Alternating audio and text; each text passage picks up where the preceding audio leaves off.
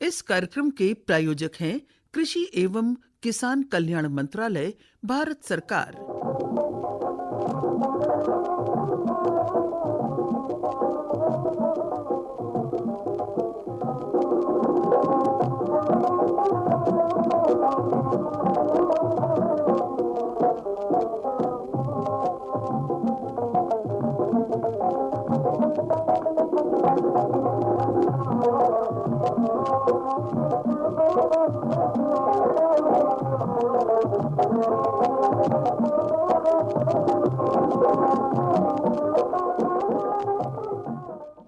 पंचों जय हिंद।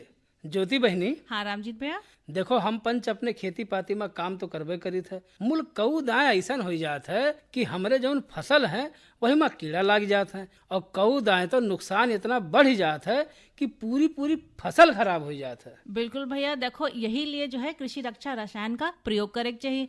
जो भैया हम लोग कृषि रक्षा रसायन का उपयोग करी और जो निर्देश वही पैकेट पर या डिब्बे पर लिखे गए हैं उनका देख पढ़ लीन जाए, और जैसे कोई बात नहीं समझे में आ रही है तो कृषि रक्षा केंद्र पर जाके उसका समझ के तब अपनी फसल में प्रयोग करा जाए। बिल्कुल बहनी, कुल मिलाई के वही के इस्तेमाल से पहले वही के जानकारी हुआ बहुत जरूरी है। और बहनी एक चीज हम और सुने रहन एक जने से कि वह कहत रहे कि जौन डिब्बवा हुआ था ना वहीं पे छोट छोट चिन्ह बना रहा था और कऊदाएं लालो बना रहा था, तो जौन लाल वाला हुआ था वही के इस्तेमाल बहुत सोच समझ के करे चाहिए, कहे वही से बहुत नुकसान हो सकता है। बिल्कुल सही कहे हो। और जब हम अपने खेते में जो है रसायन का प्रयोग करे चली तो हाथे में दस्ताना पहन ले और मुंह पर अपने मास्क लगा ले, अपने पूरे शरीर का ढक ले और आंखन में चश्मा जरूर पहन ले भैया। बिल्कुल बहनी, और साथ साथ अपने आसपास कौन कौन नई चीज हो रही हैं वनों का जाने के चाहिए, और ये सब बात हम जानी थे आज की खबरें में। गोबर, पराली और कचरे से बनेगी ऊर्जा। केंद्र सरकार ने कंप्रेस्ड बायोगैस यानी CBG को बढ़ावा देने के लिए 23,731 करोड़ रुपए की गोबरधन योजना को मंजूरी दी है। इस योजना के तहत पशुओं के गोबर, पराली, कृषि अवशेष, प्रेस मड और नगर निकायों के जैविक कचरे से CBG तैयार किया जाएगा। सरकार का लक्ष्य है वर्ष 2036 तक देश में घरेलू CBG उत्पादन को मौजूदा स्तर से करीब 10 गुना बढ़ाना। योजना के तहत CNG और पाइप्ड गैस में CBG की अनिवार्य ब्लेंडिंग भी की जाएगी। वित्तीय वर्ष 2027 में 3%, 2028 में 4% और 2029 से 5% ब्लेंडिंग का लक्ष्य रखा गया है। इससे किसानों और ग्रामीण उद्यमियों के लिए गोबर और कृषि अवशेष से अतिरिक्त आमदनी के अवसर पैदा होने की उम्मीद है।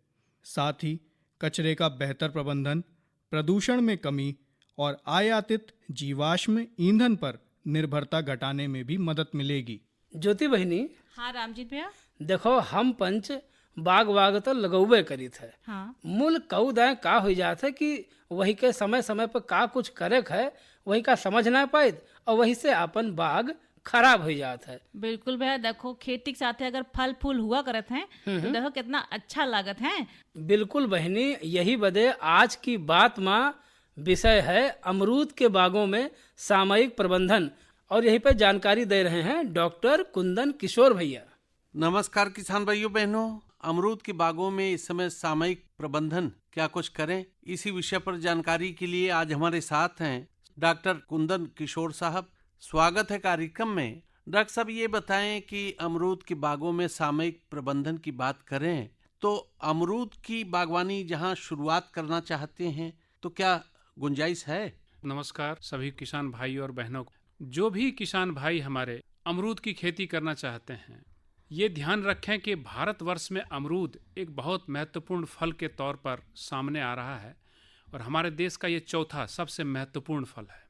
इसकी उत्पादकता तो वैसे 15 टन प्रति हेक्टेयर है हमारे यहाँ, लेकिन बड़ी गुंजाइश है कि अगर हम इसकी खेती अच्छे से करें इसकी उत्पादकता काफ़ी बढ़ सकती है और 25 टन तो हम आराम से उत्पादन कर सकते हैं। जो नए पौधे लगाने जा रहे हैं इसमें जो है अधिक घनत्व के पौधों को लगाने की ज़रूरत है, जिसमें कि हम कम से कम 800 से 1000 पौधे 1 हेक्टेयर में लें। जैसे 3 मीटर और 4 मीटर की दूरी पर हम अमरूद के पौधे को लगाएं। दूसरा, हमारा संस्थान एक तकनीक जो है, ट्रेनिंग सिस्टम जिसको कहते हैं अलग, उसको कहते हैं एस्पेलियर ट्रेनिंग सिस्टम, यानी छत्रक प्रबंधन। छत्रक प्रबंधन बहुत महत्वपूर्ण है। और उस छत्रक प्रबंधन में हम 1500 से 2000 पौधे को उसमें लगा सकते हैं, और अधिक पौधे होने के कारण उसके अच्छे से हम प्रूनिंग की एक जो है तकनीक बताते हैं किसानों को, ताकि उसका जो उत्पादन है लगभग 50% आसानी से बढ़ने की संभावना होती। डॉक्टर साहब, चूंकि रोपण का समय है, तो जहां योजना है तो कौन कौन सी प्रजातियां चुने जो व्यावसायिक दृष्टिकोण से बाजार के हिसाब से अच्छा रहेगा? देखें, हमारे संस्थान ने श्वेता, ललित, लालिमा, धवल और एक नई वैरायटी भूषण, ये 5 वैरायटी हमारे अमरूद की तैयार किए गए हैं। ये सभी वैरायटी बहुत ही अच्छे हैं। बहुत सारे किसान भाई हमारे वीएनआर की भी वैरायटी उत्पादन करते हैं। उसके साइज बड़े होने के कारण उसका बाजार में अधिक मूल्य मिलता है, आकर्षण है और मूल्य जो है वो अधिक मिलता है। लेकिन मैं ये जरूर कहूँगा कि जो हमारे देश की प्रजातियां हैं उसमें भी उतना ही पोटेंशियल है, और स्वाद अलग है। स्वाद अलग है। हमारे जो अपने वैरायटी हैं उस पर भी तवज्जो दें, ताकि हमारा भी जो वैरायटी है वो आम जो कंज्यूमर हैं वहाँ तक पहुँच पाए, और हमारा जो उद्यानिकी है वो आगे बढ़ता रहे। डॉक्टर साहब, जहाँ अमरूद की पुरानी बागवानी है, व्यावसायिक रूप से कर रहे हैं, वहाँ खड़ी फसल में इस समय कौन कौन से महत्वपूर्ण काम है? अब देखिए, आप देखेंगे तो अमरूद की मुख्य फसल जो है एक बरसात के सीजन में आ गई, और दूसरे जो है वो जाड़े के सीजन में आती है। हाँ, ऐसा देखा गया है जो बरसात के अमरूद होते हैं वो थोड़े फीके होते हैं, और बाजार भाव भी कम है, और उसमें जो है एक होता है फल मक्खी, उसका ज़्यादा जो है प्रकोप होता है। और बरसात में क्या है कि आप बहुत दिनों तक अमरूद को नहीं रख सकते। अगर 2 दिन नहीं बिका अमरूद तो किसानों को घाटा हो जाता है। वहीं अगर दूसरी तरफ अगर हम जाड़े के फसल को लें जो हम लोग प्रेरित करते हैं, तो उसमें ये सभी चीज़ें नहीं होती हैं जी। तो इसका हम रेगुलेशन करते हैं, उसको कहते हैं हम लोग, इसको कहते हैं क्रॉप का रेगुलेशन, और उसको हम करते हैं प्रूनिंग के द्वारा।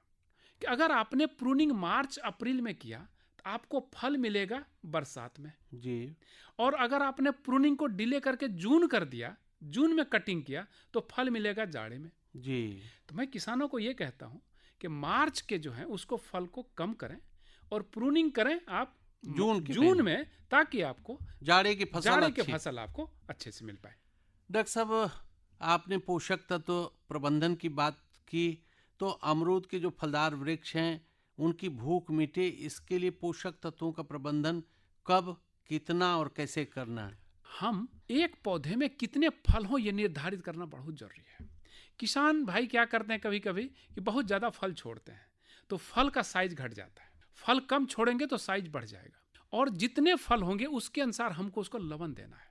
एक साधारण भाषा में कहते हैं कि हम लोग लगभग 300 ग्राम नाइट्रोजन, 150 ग्राम फास्फोरस और लगभग 400 ग्राम पोटास प्रति पौधा हम लोग बताते हैं हर साल, और ये हमको कम से कम 3 स्टेज में देना चाहिए जी। एक महत्वपूर्ण स्टेज है जब हम प्रूनिंग करके नए पत्ते निकलते हैं उस समय देना जरूरी है। दूसरा, जब फल बढ़ रहे हो तब देना है, जैसे अगस्त सितंबर में हमने एक बार दे दिया, और फिर हम फल जब तोड़ लेते हैं तो बहुत सारा न्यूट्रिएंट बाहर चला जाता है, तब एक न्यूट्रिएंट की जरूरत। इस तरह से अगर वैज्ञानिक दृष्टिकोण से हम उसका प्रबंधन करेंगे तो हमारा जो अमरूद की खेती है वो भी बेहतर होगा।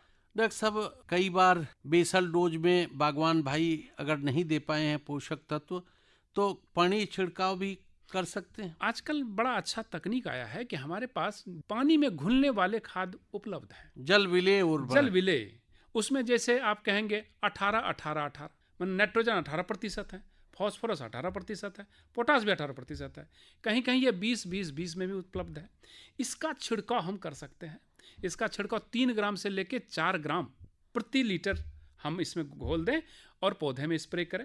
फिर इसके साथ हमको बोरोन की जरूरत पड़ती है जी। बोरोन का छिड़काव हमको करना बहुत जरूरी है, क्योंकि पोषक तत्व का वो बहुत महत्वपूर्ण अंग है, और हमारे जो मिट्टी है इसमें बोरोन कम है, काफी कमी दिखती है। तो इसलिए उसका छिड़काव, साथ में ही हम एक माइक्रोन्यूट्रिएंट मिक्सर हमारे संस्थान में भी तैयार किया है, और वो पोषक तत्व हम उसमें 5 ग्राम प्रति लीटर के हिसाब से स्प्रे करें। उसको हम लोग फसल प्रभात कहते हैं जी। वो उपलब्ध है किसानों के लिए 5 ग्राम प्रति लीटर।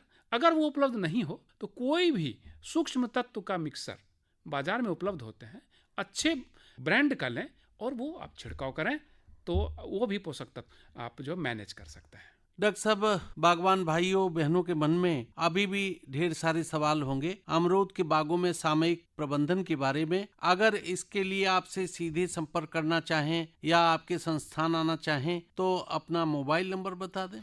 हमारा नंबर है 9337962793 या 9337962793। इससे संपर्क कर सकते हैं। जो भी जुड़ी हुई समस्याएं आपकी हैं अमरूद से संबंधित प्रश्नों का उत्तर हम जरूर देंगे। तो पौधे का फोटो इस व्हाट्सएप पर भेजें, निश्चित रूप से आपको सही जानकारी प्राप्त होगी। चलते चलते और क्या आह्वान करना चाहते हैं बागवान भाइयों बहनों का अमरूद के बागों में सामयिक प्रबंधन के बारे में डॉक्टर साहब? मैं यही कहूंगा कि ये एक तो विटामिन सी पूर्ण फल है, दूसरी इसमें आम से अगर कंपेयर करेंगे इसमें बहुत कम कीड़े लगते हैं और इसको बहुत ज्यादा लवण की भी जरूरत नहीं है, यानी पोषक तत्व की जरूरत नहीं है। एक सामान्य हमारे किसान भाई इसकी खेती बहुत अच्छे से कर सकते हैं। इसमें बहुत ज्यादा तकनीक की जरूरत नहीं है, बहुत ज्यादा पेस्ट मैनेजमेंट कीट प्रबंधन की जरूरत नहीं है। तो हम एक अच्छा सेफ फ्रूट कंज्यूमर तक पहुंचा सकते हैं और बाजार में भी अच्छा पैसा कमा सकते हैं। अगर हम जाड़े के फल अच्छे गुणवत्ता के साथ लें तो किसान भाइयों को बहुत ज़्यादा फायदा हो सकता है। डॉक्टर कुंदन किशोर साहब, आज आप कार्यक्रम में आए और अमरूद के बागों में सामयिक प्रबंधन इस समय क्या कुछ करें बागवान भाई बहन, इसके बारे में आपने ढेर सारी जानकारी दी। डॉक्टर साहब बहुत बहुत धन्यवाद।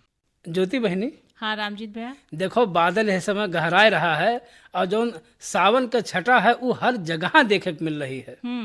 तो तुम्हार मन जो है कुछ मनोरंजन करे है हमका लागत है। बिल्कुल बहनी, ऐसा में तो कैसे मनोरंजन न किन जाए। तो चलो भैया एक लोकगीत लेके आए हैं, नकटा, जो वंदना मिश्रा जी की आवाज में है। हे सैया हमका बिल्कुल का सुन लीन जाए।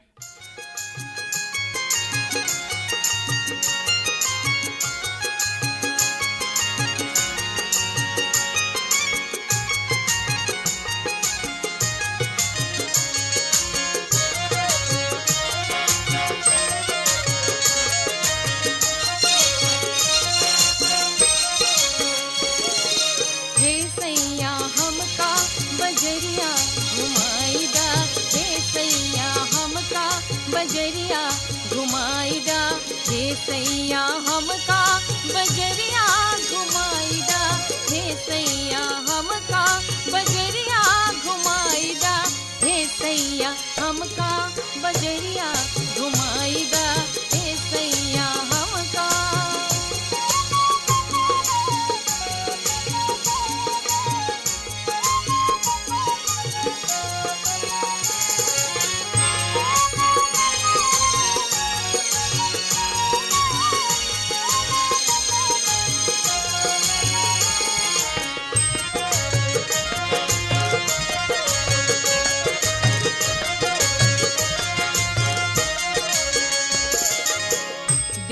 दुपहरे माँ गर्मी सतावे, दिन व दुपहरे माँ गर्मी सतावे, सैया बेदर्दी का कर सोनावे, सैया बेदर्दी का कर सोनावे, हे सैया हमका फिल्मवा दिखाई दा, हे सैया हमका फिल्मवा दिखाई दा, हे सैया हमका।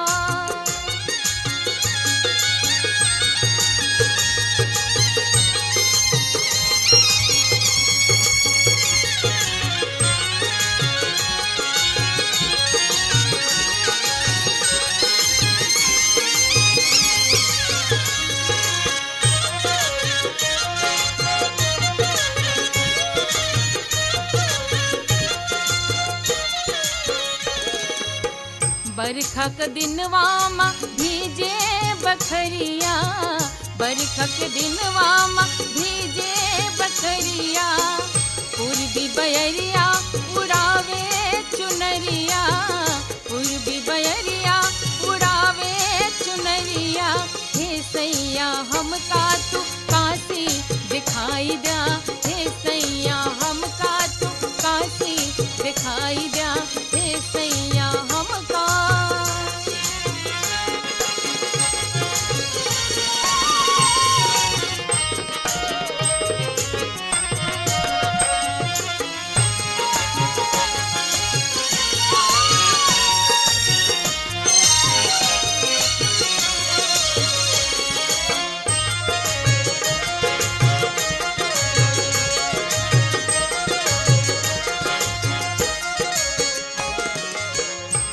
बतियन मन बातो मई के चली जाबे, बतियन मन बातो मई के चली जाबे। याद सताए तो जियरो न लागे, याद सताए तो जियरो न लागे। हे सैया हमका कंगनवा दिलाई जा, हे सैया हमका कंगनवा दिलाई जा। हे सैया हमका बजरिया घुमाई दा, हे सैया हमका बजरिया घुमाई दा। हे सैया हमका बजरिया घुमाई दा, हे सैया हमका बजरिया घुमाई दा। हे सैया हमका बजरिया घुमाई दा, हे सैया हमका बजरिया घुमाई दा। भाई वाह, अब तो बजरिया घूमिन लियो, अब तो ठीक है। अब चलो कार्यक्रम में। देखो हम पंच अपने खेती पाती में काम तो करबे करी थे, मुल्क कऊ दा ऐसन होत है कि हम जितना सोची थे उतना कह नहीं पाई थे, और कऊ किसान ऐसे हैं जे वो से बढ़ के काम कर लिए थे, और यह सब का हम जानी थे आज के किसान में। सही कहे भैया। तो देखो आज जो है विषय जो हम लेके आए हैं केला और अमरूद उत्पादन, है ना, जी के वार्ताकार हैं हरीश कुमार वर्मा भैया। तो यह का सुना जाए। नमस्कार किसान भाइयों बहनों, आज हमारे साथ एक ऐसे बागवान हैं जो किसी परिचय के मोहताज नहीं। बाराबंकी जनपद के फतेहपुर ब्लॉक के रामपुरवा गांव के केला अमरूद उत्पादन से जुड़े हरीश कुमार वर्मा भैया, स्वागत है कार्यक्रम में। भैया ये बताएं कि इस समय कौन कौन सी फसल आपके खेत में है? किसान भाई बहनों को मेरा सादर नमस्कार। इस समय मेरे पास केला है और ताइवान पिंक अमरूद है। रकबा कितना कितना है? मेरे पास 5 एकड़ केला है, 4 एकड़ ताइवान पिंक अमरूद है। तो अमरूद से शुरुआत करें कि कहाँ से मन में जगा कि आप तो केला उत्पादन से हमेशा से जुड़े रहे, जी ताइवान पिंक अमरूद की तरफ रुझान कैसे हुई? इसलिए हुआ क्योंकि केला में लगातार कुछ दिन से करते हुए मिट्टी में कुछ ऐसे फंगस डेवलप हो गया जिनसे केले के पौधों को नुकसान हो रहा था, फसल को नुकसान हो रहा था। तो केला के विकल्प में मुझे अन्य कोई फसल चाहिए थी। तमाम इधर उधर विचार करने के बाद चूंकि धान गेहूं में हमको उतना उत्पादन या प्रॉफिट नहीं मिलता जितना मुझे केला में मिल रहा था, तो उसके विकल्प स्वरूप मैंने देखा कि ताइवान पिंक की आज बाजार में मांग बहुत अच्छी है, खाने में बहुत अच्छा है, इसलिए उसकी डिमांड है, रेट भी अच्छा है। तो मैंने ताइवान पिंक अमरूद लगा दिया। तो आपने लगाया कब? मेरे पास 4 एकड़ अमरूद है, जिसका 2 एकड़ मैंने 2023 में लगाया था। 2023 में लगाने के 1.5 साल कंप्लीट होने के बाद में उसकी मैंने बिक्री शुरू करी। उससे मुझे अच्छा रिस्पांस मिला, तो मैंने नया 2 एकड़ और लगाया, यानी लगभग 4 एकड़। 4 एकड़ जी। और केला? केला मेरे पास 5 एकड़ है। क्योंकि मैं पहले तो केला का कुछ बड़ा काम करता था, लेकिन जमीन में वही फंगस के कारण क्षेत्रफल काफी कम कर दिया। और ये जो 5 एकड़ केला भी मेरे पास है वो नई जमीन में है, यानी कि जहाँ पर हमने इसके पहले केला का उत्पादन नहीं करा था। यानी फफूंद जनित बीमारी लगने की संभावना बिल्कुल नहीं है जी। केला रोपण के पहले गर्मियों में जब हमको धूप मिलती है, गर्मी होती है, बहुत ही ध्यान देना होता है कि जितनी गहरी और अच्छी जुताई हम करेंगे उतना मेरा पौधा अच्छे से विकास करेगा। बारिश के समय जाड़ा आने के पहले लगभग 4 महीने का जो समय होता है उसमें जितनी अच्छी हम देख रेख कर लेंगे, चूंकि जाड़े में मौसम का दुष्प्रभाव, जाड़ा के कारण, पाला के कारण हमारे केला का विकास सही नहीं होता है। तो इसके लिए जाड़ा शुरुआत होने के पहले हम अपने पौधे को 3-4 फीट का बना लें, बढ़ा लें। और ऐसा हम तब कर सकते हैं जब अच्छी जल निकास व्यवस्था हो, समय समय पर उसको जो भी फर्टिलाइजर देना हो, खेत को खरपतवार मुक्त रखें, तब उसकी हम ऐसा 4 फीट का वो कर सकते हैं। अभी आपकी फसल किस हालत में है केला? लगभग 70% फूल आ चुका है। 30% में अगले 10-15 दिन में फूल आ जाएगा। यानी आपकी अगेती फसल है? हाँ, थोड़ा सा अगेती है और इसकी कटाई लास्ट अगस्त से शुरू हो जाएगी। उस समय भाव अच्छा रहेगा? बहुत ज्यादा संभावना होती है कि शुरुआत में लाभ अच्छा मिले। और अमरूद में कौन कौन सी बारीकी आपने किया? अमरूद में अभी 1-2 साल से फ्रूट फ्लाई और व्हाइट फ्लाई का प्रकोप होता है, थोड़ा सा होता था, लेकिन पिछले साल से कुछ ऐसा हुआ, मौसम में दुष्प्रभाव हो सकता है, तो फ्रूट फ्लाई की बहुत समस्या आ गई। तो इसके लिए अब अमरूद के लिए बहुत जरूरी हो गया है कि उसकी बैगिंग की जाए, फल की बैगिंग की जाए। तो आप अमरूद की बैगिंग की तैयारी में हैं? जी, मेरी बैगिंग मैं राजस्थान से मंगवा चुका हूँ, मेरी बैगिंग मेरे घर पे आ गई है। अभी जैसे ही मेरा नींबू के आकार का जो फल होगा तो उसकी बैगिंग हम शुरू करवा देंगे। अमरूद की बागवानी में कौन कौन सा महत्वपूर्ण काम करते हैं आप, उसकी रोपाई से लेकर के पूरे साल? जी, अमरूद की फसल में ये जो ताइवान पिंक प्रजाति है, ये चूँकि घना लगता है, 8x10 की हमारी दूरी है। हमारे जो पहले के पौधे होते थे उनकी अपेक्षा इसको नमी सब कुछ बहुत अच्छा सा चाहिए, तो पर्याप्त नमी देना होता है। चूँकि ये ऐसी प्रजाति कि इसमें साल भर फूल से फल बनते रहते हैं। जी। थोड़ा सा साल भर में 2 समय ऐसा होता है कि तब थोड़ी सी हैवी फ्लावरिंग होती है या फ्रूट बनता है, वैसे फल मिलेंगे पूरा साल। तो उस समय जिस समय फूल से फल बन रहा हो या फल का विकास हो रहा हो, उस समय हमारे पौधे को नमी का बहुत ही ध्यान देना जरूरी और होता है। खुराक भी? जी, खाद की आवश्यकता बहुत कम होती है, लेकिन जब हमारा फूल से फल बन रहा हो, जैसे हमको इसमें यूरिया का कोई बहुत ज़्यादा रोल नहीं होता है। NPK आप डाल सकते हो, पोटास से जो माइक्रोन्यूट्रिएंट जिसमें ड्रिप इरिगेशन से आप उसको ऐसे दे सकते हो, मतलब पोटास की प्रचुर मात्रा होनी चाहिए ताकि मिठास रहे, क्वालिटी जी, रहे, क्वालिटी पोटास रोग दोख और कीड़ा मकोड़ा न जी, लगे। उनका थोड़ा प्रभाव कम होगा। तो कुल मिला जुला करके केला अमरूद उत्पादन करके आप खुशहाल हैं? जी बिल्कुल, क्योंकि जो हम पारंपरिक खेती पहले करते थे उनकी अपेक्षा मुझे केला में बहुत अच्छा प्रॉफिट मिला। और केला के विकल्प में जहाँ पर केला नहीं हो पा रहा है किन्हीं कारणवश, चाहे फंगस के कारण अन्य कोई कारण, तो उसके विकल्प में ताइवान पिंक, अमरूद, इनकी खेती मेरे हिसाब से उपयुक्त। पूरे साल की लागत की बात करें तो एकड़ पीछे लागत कितना गिरती है, उत्पादन कितना ले लेते हैं और आपका मुनाफा कितना होता है केला अमरूद में? डॉक्टर साहब, इन चीज़ों को मैं अलग अलग करके बता सकता हूँ, साल भर में तो नहीं बता सकते। केला में लगभग 1.25 लाख रुपए एकड़ की लागत आती है। अगर औसत दर्जे का मुझे रेट मिल जाए तो लगभग 3-3.5 लाख का बिक जाता है। आप ये सोच सकते हैं कि 2 लाख रुपए से 2 लाख या 2.5 लाख रुपए प्रति एकड़ तक हमको शुद्ध लाभ हो जाएगा, लेकिन ये 15 महीने में होता है। और अमरूद में? अमरूद में लगभग 1 एकड़ की लागत एक साल में प्रथम वर्ष होगी लगभग 50-60 हजार रुपये और द्वितीय वर्ष में इसकी आधी हो जाएगी। चूंकि अमरूद में एक काम ज्यादा होता है, हर साल उसकी कटिंग करना, और जितना आप कटिंग करोगे, जितनी अच्छी आप कटिंग करोगे, आपको उत्पादन उतना ही अच्छा मिलेगा। फल का साइज और उसका स्वरूप दोनों बेहतर होंगे। जो अब तक का आपका तजुर्बा है उसके आधार पर और किसान भाइयों बहनों को क्या सलाह देना चाहेंगे? हम किसान भाइयों से अपने यही निवेदन करेंगे कि अगर वो केला उत्पादन करते हैं तो केला में जो उनको लाभ हो रहा था, जैसे उनको काम करने में अच्छा लग रहा था, तो अगर किन्हीं कारणवश केला उत्पादन नहीं कर पा रहे हैं तो उनका आकर्षण इधर अगर होता है तो उसके विकल्प स्वरूप अच्छी चीज है। बहुत सारे किसान भाई बहन उत्सुक होंगे आपसे मिलने के लिए या आपसे बात करने के लिए, तो अपना मोबाइल नंबर बता दें। जी, मेरा मोबाइल नंबर है 800-900-2122, 800-900-2122, 800-900-2122। हरीश कुमार वर्मा भैया, आज आप कार्यक्रम में आए और जो आपकी कहानी थी कि आप केला के लाल तो है ही हैं, आपने नई शुरुआत की है अमरूद उत्पादन की और तरबूज उत्पादन करके आप खुशहाल हैं और किसान भाई आपसे सीख लेंगे। बहुत बहुत धन्यवाद।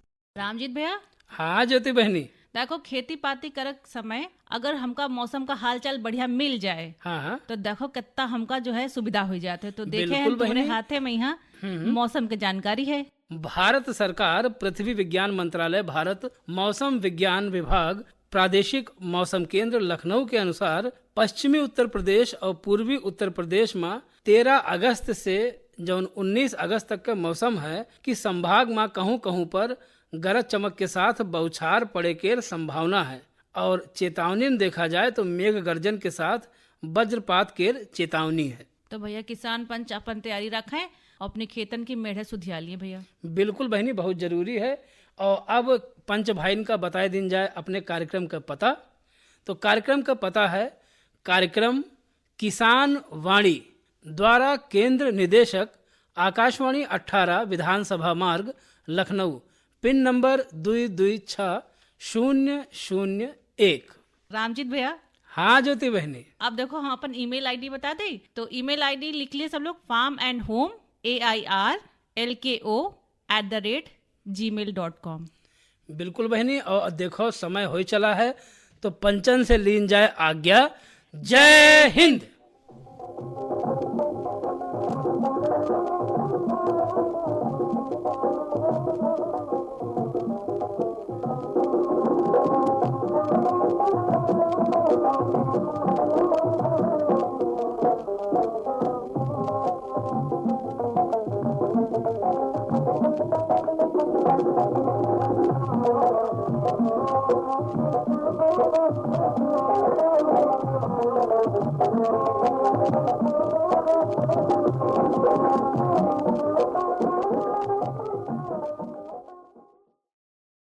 इस कार्यक्रम के प्रायोजक थे कृषि एवं किसान कल्याण मंत्रालय, भारत सरकार।